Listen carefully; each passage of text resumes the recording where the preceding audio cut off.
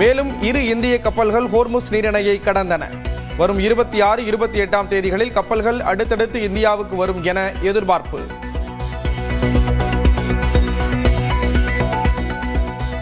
மேற்காசிய விவகாரம் குறித்து நாளை அனைத்து கட்சி கூட்டத்தை நடத்துகிறது மத்திய அரசு.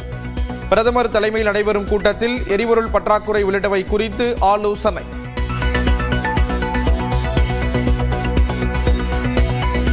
சோதனை சாவடிகளில் கண்காணிப்பு பணிகளை தீவிரப்படுத்த இந்திய தலைமை தேர்தல் ஆணையர் ஞானேஷ்குமார் உத்தரவு. பணம், போதைப் பொருட்கள், ஆயுதங்கள் உள்ளிட்டவை கொண்டு செல்வதை தடுக்க வேண்டும் என அறிவுறுத்தல். திமுக கூட்டணியில் 8 தொகுதிகளில் போட்டியிடுகிறது விடுதலை சிறுத்தைகள் கட்சி. முதலமைச்சர் மு.க. ஸ்டாலின், விசிக தலைவர் திருமாவளவன் முன்னிலையில் ஒப்பந்தம் கையெழுத்து. மதச்சார்பற்ற முற்போக்கு கூட்டணியில் இடம்பெற்றுள்ள விடுதலை சிறுத்தைகள் கட்சி தமிழ்நாட்டில் மொத்தம் 8 சட்டமன்ற தொகுதிகளில் போட்டியிடுவது எனவும் அவற்றில் 6 தனி தொகுதிகளிலும் 2 பொது தொகுதிகளிலும் போட்டியிடுவது எனவும் முடிவு செய்யப்பட்டது. திமுக கூட்டணியில் 6 தனி தொகுதிகளிலும் 2 பொது தொகுதிகளிலும் போட்டியிடுகிறது விசிக. கடந்த தேர்தலில் 6 தொகுதிகளில் போட்டியிட்ட நிலையில் தற்போது கூடுதலாக 2 தொகுதிகள் ஒதுக்கீடு.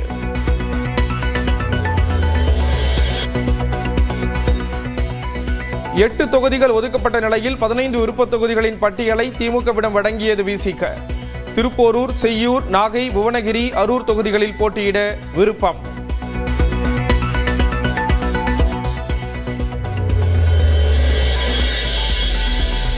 தமிழ்நாடு புதுச்சேரியில் பானை சின்னத்திலேயே விசிக போட்டி.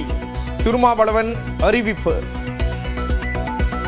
அங்கீகரிக்கப்பட்ட மாநில கட்சிக்கு பானை சின்னம் ஒதுக்கப்பட்டிருக்கிறது. அந்த சின்னம் எங்களுக்கான சின்னம். ஆகவே அந்த சின்னத்தில் தான் நாங்கள் போட்டியிடுவோம். சின்னம் குறித்து எந்த கேள்வியும் இப்போது இல்லை.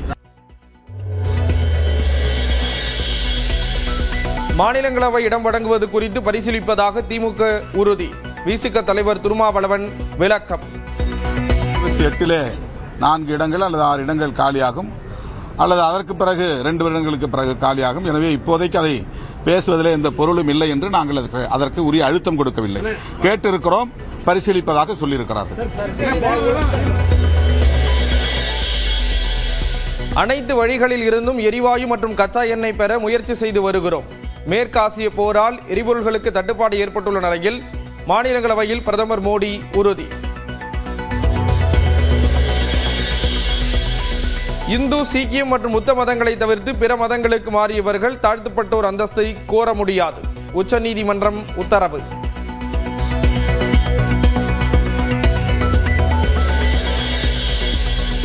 முப்படை தளபதிகளுடன் பாதுகாப்புத்துறை அமைச்சர் ராஜ்நாத் சிங் ஆலோசனை. அமெரிக்கா ஈரான் போரால் சர்வதேச அளவில் பாதுகாப்பு ஏற்பாடுகளில் ஏற்பட்டுள்ள மாற்றங்கள் குறித்து கருத்துக்களை கேட்டறிந்தார்.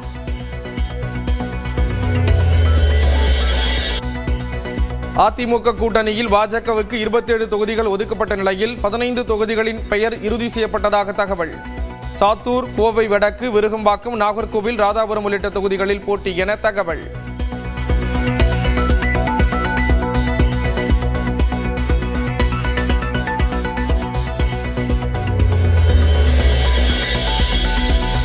அதிமுக கூட்டணியில் சைதாப்பேட்டை, திருப்பத்தூர், காரைக்குடி உள்ளிட்ட தொகுதிகளில் அமமுக போட்டியிட விருப்பம் என தகவல்.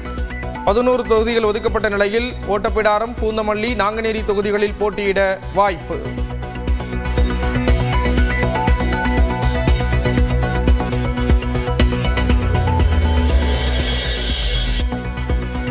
மேற்காசிய விவகாரம் குறித்து நாளை அனைத்து கட்சி கூட்டத்தை நடத்துகிறது மத்திய அரசு.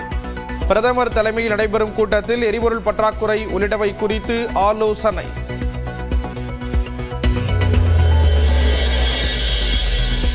சென்னை மயிலாப்பூரில் நாளை பரப்புரை மேற்கொள்கிறார் அதிமுக பொதுச் செயலாளர் எடப்பாடி பழனிசாமி.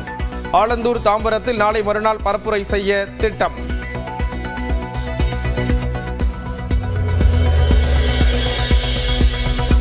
கொடைரோடு டோல்கேட்டில் துணை முதல்வர் உதயநிதி காரில் தேர்தல் பறக்கும் படை அதிகாரிகள் சோதனை. சோதனைக்கு பின்னர் மதுரை நோக்கி சென்றார் உதயநிதி.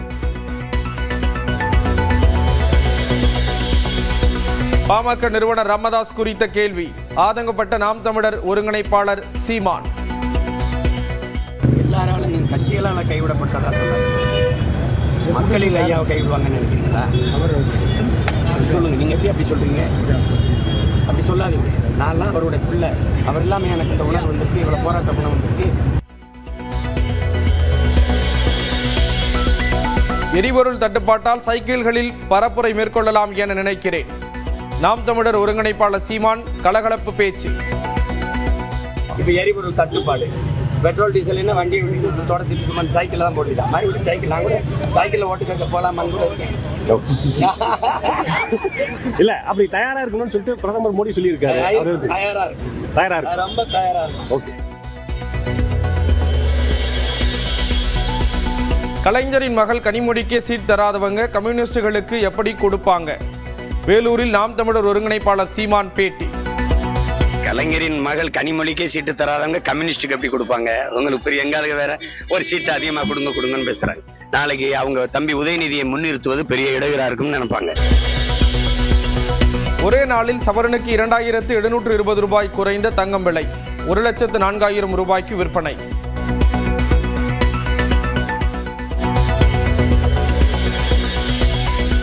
ஈரான் போர் நிறுத்தத்தால் இந்திய பங்குச் சந்தைகளில் கடும் உயர்வு. சென்செக்ஸ் 1372 புள்ளிகளும், நிப்டி 399 புள்ளிகளும் அதிகரித்து வர்த்தகம் நிறைவு.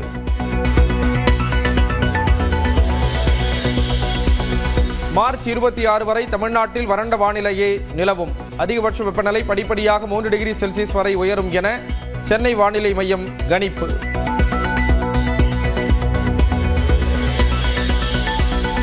ராஜஸ்தான் ராயல்ஸ் அணியை விலைக்கு வாங்கியது அமெரிக்காவின் கல்சோமானி தலைமையிலான நிறுவனம்.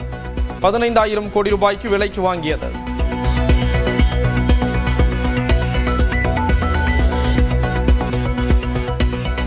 மேலும் 2 இந்திய கப்பல்கள் ஹோர்முஸ் நீரிணையை கடந்தன. வரும் 26, 28 தேதிகளில் கப்பல்கள் அடுத்தடுத்து இந்தியாவுக்கு வரும் என எதிர்பார்ப்பு.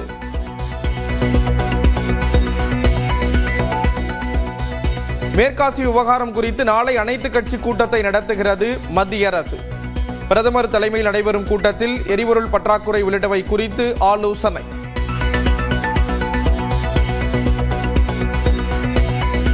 சோதனை சாவடிகளில் கண்காணிப்பு பணிகளை தீவிரப்படுத்த இந்திய தலைமை தேர்தல் ஆணையர் ஞானேஷ்குமார் உத்தரவு. பணம், போதைப் பொருட்கள், ஆயுதங்கள் உள்ளிட்டவை கொண்டு செல்வதை தடுக்க வேண்டும் என அறிவுறுத்தல். திமுக கூட்டணியில் 8 தொகுதிகளில் போட்டியிடுகிறது விடுதலை சிறுத்தைகள் கட்சி. முதலமைச்சர் மு க ஸ்டாலின், விசிக தலைவர் திருமாவளவன் முன்னிலையில் ஒப்பந்தம் கையெழுத்து.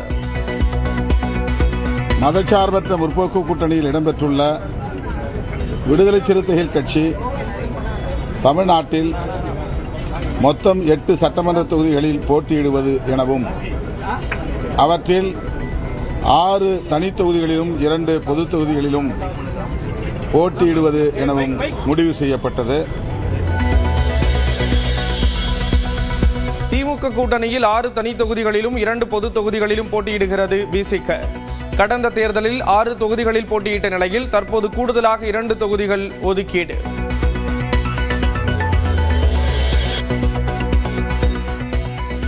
எட்டு தொகுதிகள் ஒதுக்கப்பட்ட நிலையில் 15 விருப்ப தொகுதிகளின் பட்டியலை திமுகவிடம் வழங்கியது விசிக. திருப்போரூர், செய்யூர், நாகை, புவனகிரி, அரூர் தொகுதிகளில் போட்டியிட விருப்பம்.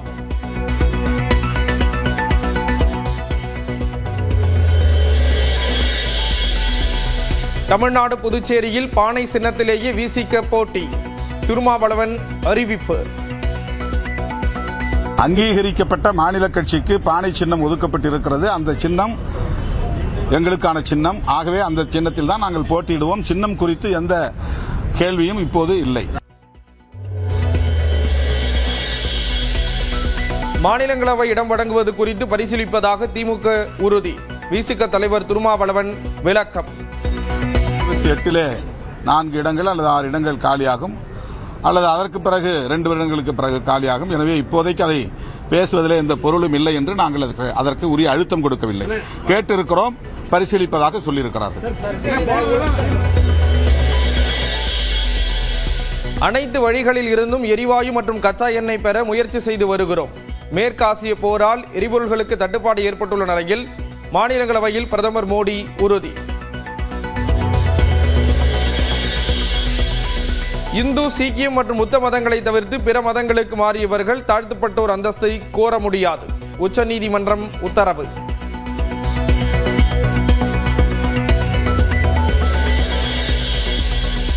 முப்படை தளபதிகளுடன் பாதுகாப்புத்துறை அமைச்சர் ராஜ்நாத் சிங் ஆலோசனை. அமெரிக்கா ஈரான் போரால் சர்வதேச அளவில் பாதுகாப்பு ஏற்பாடுகளில் ஏற்பட்டுள்ள மாற்றங்கள் குறித்து கருத்துக்களை கேட்டறிந்தார்.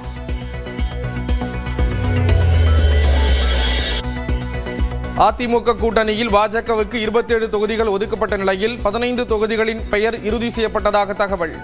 சாத்தூர், கோவை வடக்கு, விருகம்பாக்கம், நாகர்கோவில், ராதாபுரம் உள்ளிட்ட தொகுதிகளில் போட்டி என தகவல்.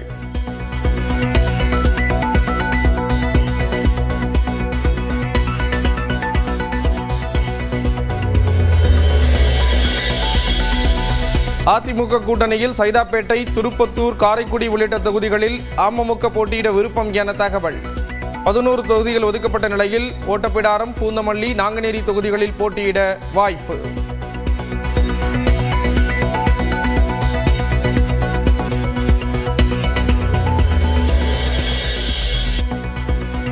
மேற்காசிய விவகாரம் குறித்து நாளை அனைத்து கட்சி கூட்டத்தை நடத்துகிறது மத்திய அரசு. பிரதமர் தலைமையில் நடைபெறும் கூட்டத்தில் எரிபொருள் பற்றாக்குறை உள்ளிட்டவை குறித்து ஆலோசனை.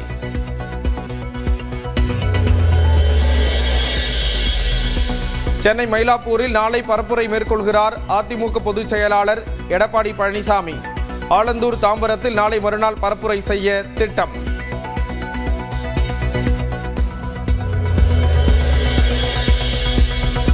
கொடைரோடு டோல்கேட்டில் துணை முதல்வர் உதயநிதி காரில் தேர்தல் பறக்கும் படை அதிகாரிகள் சோதனை. சோதனைக்கு பின்னர் மதுரை நோக்கி சென்றார் உதயநிதி. பாமக நிறுவனர் ராமதாஸ் குறித்த கேள்வி. ஆதங்கப்பட்ட நாம் தமிழர் ஒருங்கிணைப்பாளர் சீமான். எல்லாராலும் நீங்க கட்சிகளால் கைவிடப்பட்டதா சொன்னாங்க. மக்களின் ஐயாவை கைவிடுவாங்கன்னு நினைக்கிறீங்களா? சொல்லுங்க, நீங்க எப்படி அப்படி சொல்றீங்க? அப்படி சொல்லாதீங்க. நான்லாம் அவருடைய பிள்ளை.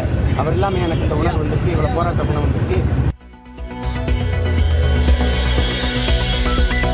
எரிபொருள் தட்டுப்பாட்டால் சைக்கிள்களில் பரப்புரை மேற்கொள்ளலாம் என நினைக்கிறேன்.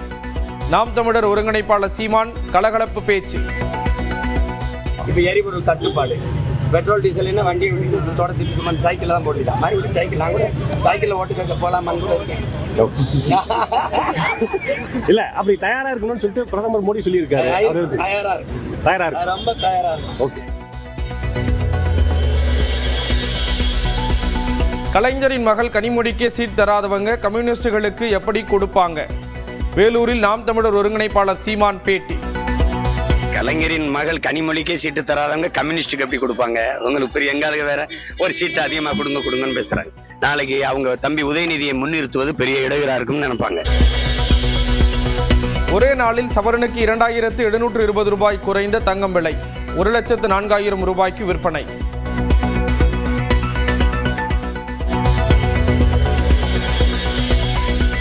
ஈரான் போர் நிறுத்தத்தால் இந்திய பங்குச் சந்தைகளில் கடும் உயர்வு. சென்செக்ஸ் 1372 புள்ளிகளும், நிப்டி 399 புள்ளிகளும் அதிகரித்து வர்த்தகம் நிறைவு.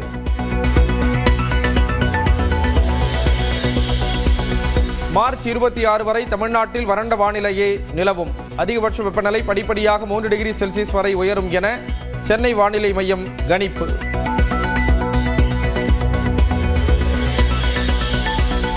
ராஜஸ்தான் ராயல்ஸ் அணியை விலைக்கு வாங்கியது அமெரிக்காவின் கல்சோமானி தலைமையிலான நிறுவனம்.